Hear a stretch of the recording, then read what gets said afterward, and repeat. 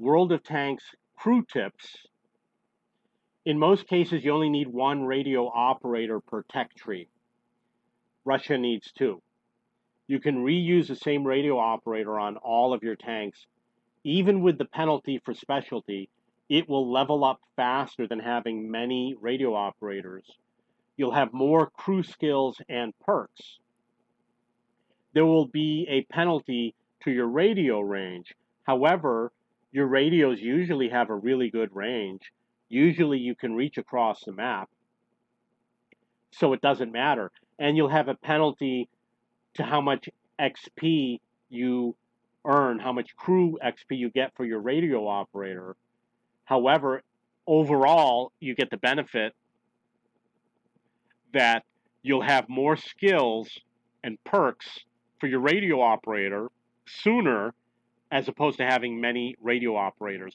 There is a problem where if your tank is locked, you won't have access to the radio operator.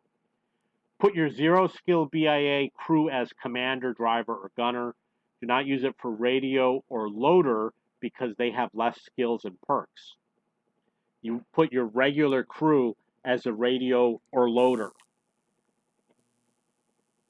If you have a BIA, if you have a regular crew member as commander, switch him to radio or loader and put the BIA as commander, for example. Once every month or so, move your crew members around to optimize their placement or train them for new positions on new tanks. Do not use the mentor skill. It is better to train crew using personal reserves and 5 times victory bonuses. Use the engine crew skill, ammo rack skill, to reduce reliance on repair kits. If you have the engine skill and the ammo rack skill, you'll use your repair kits less often. Spotters and light tanks should get called for vengeance. Because if you die and there's enemy tanks around you and your allies are still shooting at them, you'll get a lot more XP. You could easily, like one hit will give you 10% more spotting damage per game. Improving radio range is good for large maps, frontline, or for the end of the game. Boosting radio is better at the beginning of the game when you have more allies. So if you use something to improve your radio range,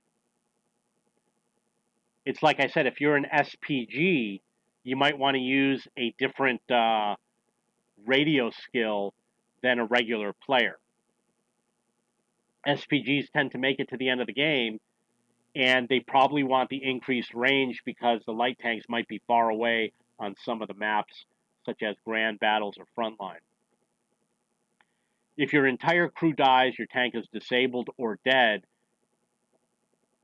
even if you have HP. So if you lose all of your crew, that's it. It's considered a dead tank. If you have a small crew, such as only 2, it's more likely to happen. Got a video that shows where I died because they killed my crew members and I still had all my HP. Use crew books and training manuals.